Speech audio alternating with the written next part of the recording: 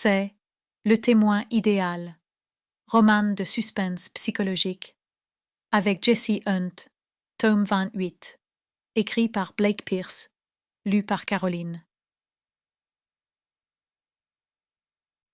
Prologue. Willa Halstead savait qu'elle allait se faire engueuler. Après s'être dépêchée d'aller à la maison géante, qui ressemblait à une horreur cubiste, et s'être garée au petit bonheur la chance dans la rue qui passait devant, elle se rua vers la porte et frappa, grimaçant à l'idée du cri furieux qu'elle allait inévitablement récolter. Il était 11h17, et elle aurait dû arriver à 11h au plus tard. Comme elle ne s'était pas encore fait sermonner par téléphone, elle était sûre que la situation était si grave qu'elle allait se prendre un savon en face à face dans une minute. Après avoir frappé bruyamment une autre fois et sonné, Willa décida de jouer le tout pour le tout, sortit sa clé et ouvrit la porte elle-même. Mia était probablement assise dans le grand salon, en train de siroter son café glacé à la crème au caramel salé et de taper impatiemment de la jambe contre le sofa en attendant de pouvoir accabler Willa pour son dernier faux pas, dans ce qui semblait être une série sans fin. Au premier abord, on aurait pu croire qu'être l'assistante de direction de Mia Chappell, une des créatrices de mode les plus prometteuses de la côte ouest, serait amusant et passionnant.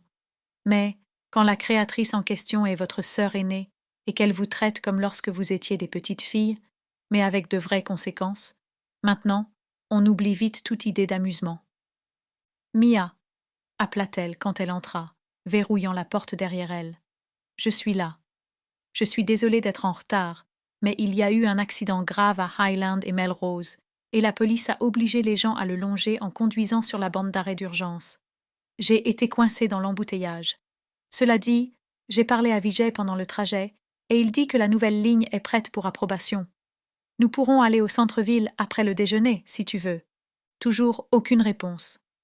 Willa se permit d'espérer brièvement qu'elle avait mal compris l'emploi du temps d'aujourd'hui, et que sa sœur était peut-être à la salle de gymnastique ou partie déjeuner. Cependant, elle renonça vite à y croire, sachant qu'il valait mieux ne pas se bercer de faux espoirs. Elle avait consulté le calendrier plusieurs fois, et noir sur blanc il disait 11h, midi, maison, Mia, Willa, examen de la ligne finale. Sa grande sœur était là. Elle refusait de lui répondre. C'était tout. « Ne sois pas comme ça, Mia, » dit-elle d'une voix forte en avançant dans le hall qui menait au salon. « Je n'ai rien pu y faire. Si tu te mets aussi à me reprocher les embouteillages de Los Angeles, maintenant, on va vraiment. » Quand elle atteignit le bout du hall, elle s'arrêta et regarda dans le salon. Mia n'y était pas. La lumière n'était même pas allumée. Willa s'était peut-être bien trompée d'heure, après tout. Elle consulta son téléphone une fois de plus. Non, il disait incontestablement que la réunion était à 11h. Willa jeta un coup d'œil dans la grande cour de derrière, qui comportait non seulement une piscine et un jacuzzi, mais aussi un kiosque central raffiné, entouré par un jardin taupière. Le jardin comprenait des arbres et des buissons taillés en forme de cube, pour aller avec le design extérieur de la maison. Willa trouvait ça ridicule, mais ce n'était pas pour cette raison qu'elle voulait y aller. Parfois, Mia et son mari battaient en retraite dans le jardin pour se livrer à leurs disputes éreintantes et massacrantes. Willa ouvrit la porte de derrière et écouta, mais n'entendit personne élever la voix pour s'exprimer avec rage et amertume.